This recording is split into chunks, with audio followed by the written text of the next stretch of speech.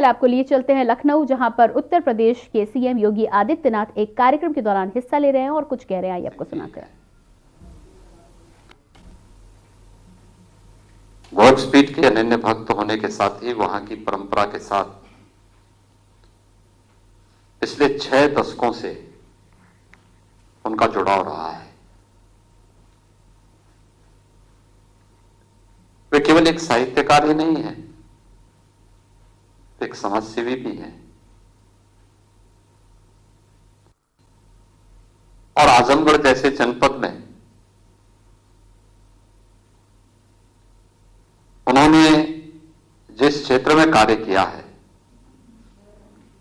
अत्यंत अभिनंदनीय है। उनका व्यक्तित्व बहुआयामी है। अगर डॉक्टर कन्हैया सिंह जी आज अपने 85 वर्ष के वसंत पूरा करके 86वें वर्ष में प्रवेश किए हैं, तो उन्होंने केवल साहित्य साधना का ही कार्य नहीं किया है। पेशे से विधि प्रवक्ता से अपने सार्वजनिक जीवन की शुरुआत करते हैं और बाद में हिंदी साहित्य के क्षेत्र में उन्होंने नए नए पग बढ़ाते हुए अपने आप को स्थापित किया और अपनी लेखनी के माध्यम से इस क्षेत्र को भी एक नई दिशा दी। लेकिन उससे पहले हम देखते हैं वे सिबली नेशनल कॉलेज के छात्र संघ के अध्यक्ष भी रहे। आजमगढ़ नगर पालिका के अध्यक्ष भी रहे। उत्तर प्रदेश भाषा संस्थान के कार्यकारी अध्यक्ष के रूप में भी उन्होंने कार्य किया। अनेक उन साहित्यिक, सामाजिक और राष्ट्रीय चिंतन की धारा को एक नई दिशा देने वाले उन सभी मंचों पर अपनी सशक्त उपस्थिति के माध्यम से कभी भी अपने आप को इन सभी गतिविधियों से, जिसको एक कालखंड के दौरान लोग छुपाते थे, अपनी पहचान छुपाते थे, उनके सामने कभी वह दृश्य नहीं रहा या कोई इस प्रकार का मौका नहीं रहा कि वे कुछ छुपा सके। वे जैसे थे उसी रूप में उन्होंने अपने आप को प्रस्तुत किया और मजबूती के साथ अपनी बातों को रखने में कहीं भी किसी मंच में कोई संकोच भी नहीं किया। मुझे याद है आज से 15 साल 20 साल पहले जब हम लोग आजमगढ़ जाते थे, उस समय भारतीय जनता पार्टी या हमारे सांस्कृतिक संगठनों के लिए आजमगढ़ थोड़ा बहुत कंटीली धरती हो गई थी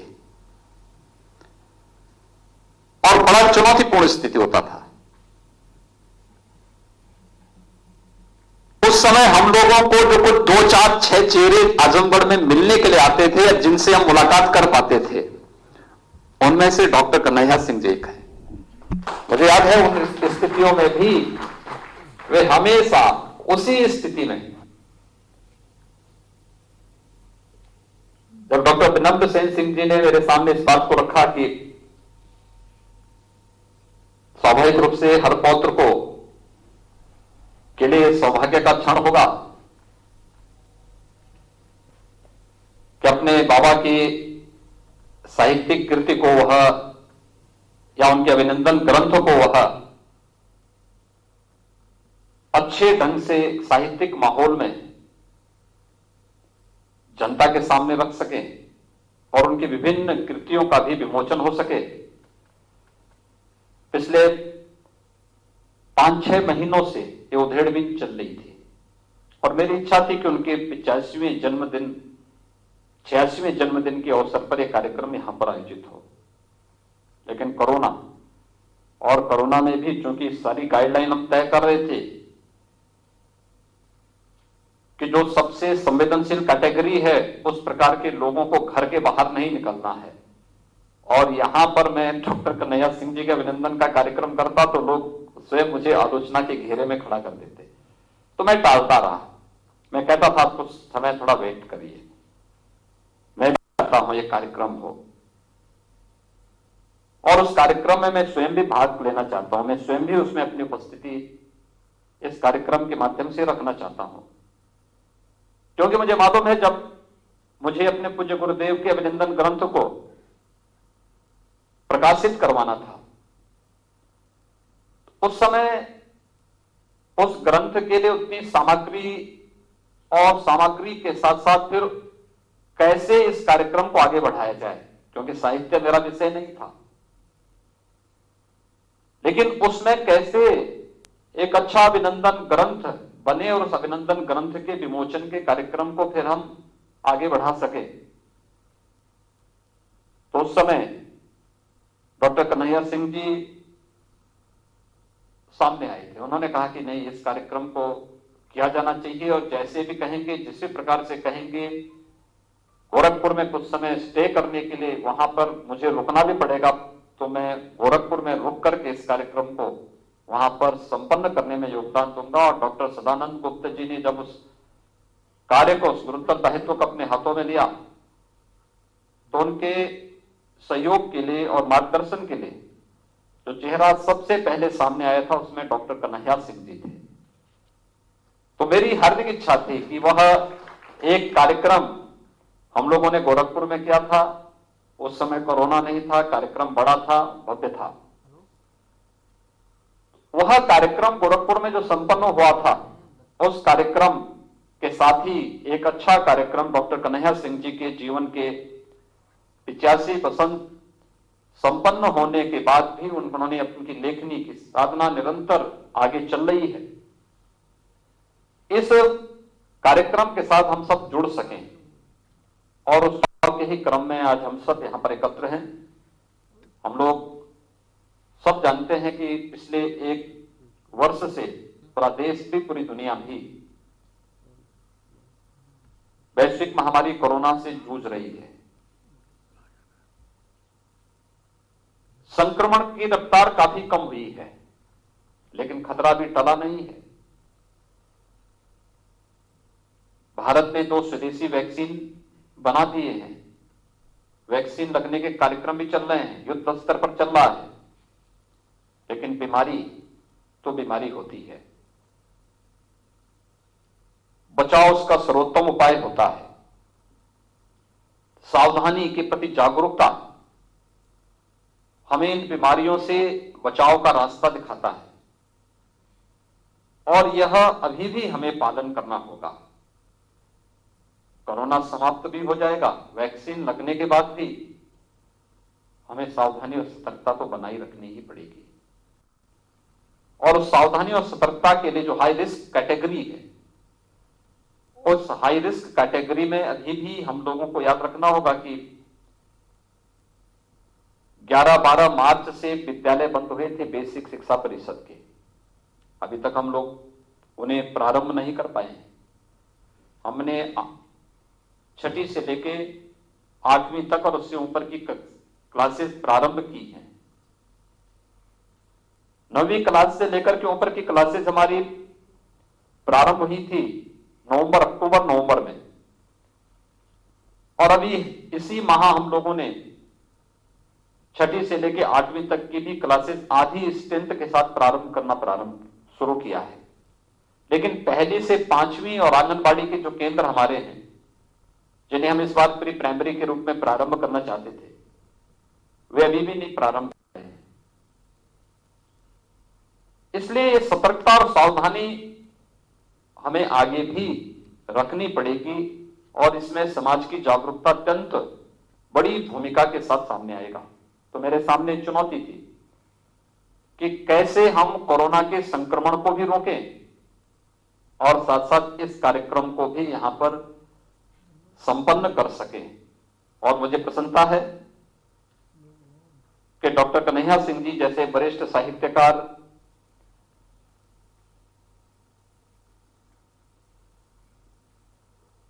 के अभिनंदन ग्रंथ कि जिससे जो कार्यक्रम आयोजित हो उस कार्यक्रम में हम लोग कुछ अच्छे ढंग से उसे प्रस्तुत कर सकें, और उस अच्छाई का एक प्रयास प्रारंभ हुआ है।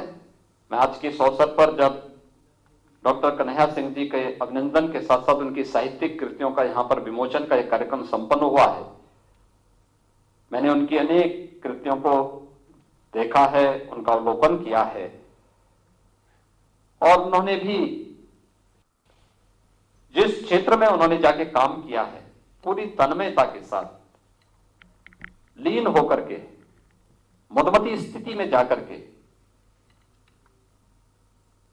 उस साहित्य साधना के प्रति अपने टूट निष्ठा को व्यक्त करने में किसी भी प्रकार का कोई संकोच नहीं किया है। आज जब उनके अभिनंदन के लिए काली मिट्टी पर पारे की रेखा के विमोचन के साथ ही उनके अन्य साहित्यिक कृतियों का विमोचन यहां पर हो रहा है, मैं इस अवसर पर डॉक्टर कन्हैया सिंह जी के स्वस्थ और दीर्घ जीवन की कामना करता हूं। ईश्वर उन्हें शतायु बनाए, उनकी साहित्य साधना निरंतर इसी तेजस्विता के साथ आगे बढ़ती रहे, और साहित्य साधना में जो हमारे नए साहित्यकार आए हैं इन सब का मार्गदर्शन करता रहे, इस विश्वास के साथ उनकी जो अन्य कृतियां भी आज यहां पर विमोचित हो रही हैं, जिनका यहां पर एक कृति महायोगी गुरु गोरक्षनाथ जी पर भी है। गोरखनाथ जीवन और दर्शन से संबंधित उनकी कृति भी यहां पर विमोचित हो रही है, और भी अन्य उनके जो साहित्य कृतियां हैं, इसके लिए मैं उनका हृदय से अभिनंदन करता हूं और विश्वास व्यक्त करता हूं कि उनकी साहित्य की साधना कोरोना कालखंड के दौरान तो उनको काफी फुर्सत मिली होगी, क्योंकि इस उम्र में भी वे इधर उधर जाते हैं, मेहनत करते हैं, भ्रमण का उनका कार्यक्रम इस उम्र में भी निरंतर चला, एक चरेवेती के ही मंत्र पर आगे भी बढ़ रही है। लेकिन कोरोना कालखंड ने बहुत सारे लोगों को रचनात्मक रूप से एक जगह बैठ करके लिखने और उस पर चिंतन मनन करने की एक नई परंपरा को भी आगे बढ़ाने का अवसर दिया है, और उनके साहित्यिक कृति इसी कालखंड के दौरान आई है। मैं इसके लिए भी उनका हृदय से अभिनंदन करता हूं और ईश्वर से उनके स्वस्थ और दीर्घ जीवन की कामना करते हुए डॉक्टर विनम्र सेन सिंह जी को और हिंदी संस्थान के डॉक्टर सदानंद गुप्त जी और उनकी पूरी टीम को भी मैं हृदय से धन्यवाद देता हूं कि उन्होंने डॉक्टर कन्हैया सिंह जी के अभिनंदन के लिए आज के इस आयोजन को यहां पर संपन्न किया है। मैं इसके साथ ही इस पूरे आयोजन से जुड़े हुए उन सभी महानुभावों को जिन्होंने इस आयोजन के साथ जुड़ करके कोरोना के प्रोटोकॉल का भी पालन किया है और साथ साथ डॉक्टर कन्हैया सिंह जी के अभिनंदन के साथ सहभागी बने हैं, उन सबको भी हृदय से साधुवाद देते हुए आप सबके प्रति मैं अपनी शुभकामनाएं देता हूं। धन्यवाद। जय हिंद।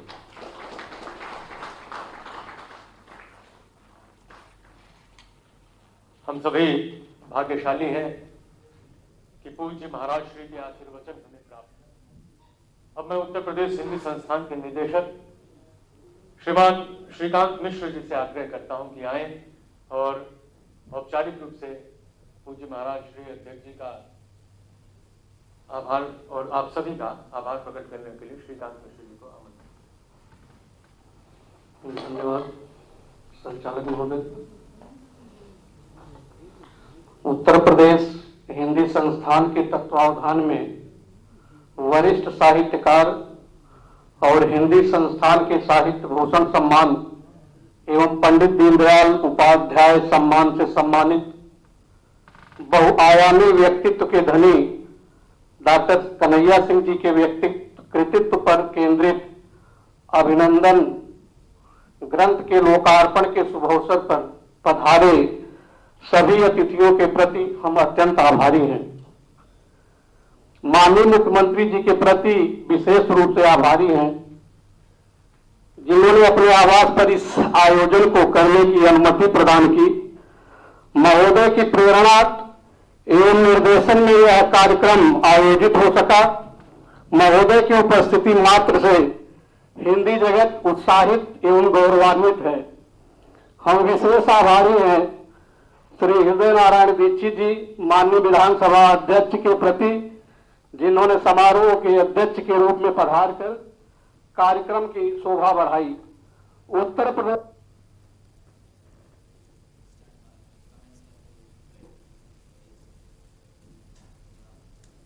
तो ये थे लखनऊ से सीएम योगी आदित्यनाथ जी, जिन्होंने डॉक्टर कन्हैया सिंह की पुस्तक का लोकार्पण किया, काली मिट्टी पर पारे की रेखा। और इसके साथ ही साथ तमाम लोगों से ये आग्रह भी किया कि कोरोना अभी पूरी तरह से खत्म नहीं हुआ है, इसलिए अभी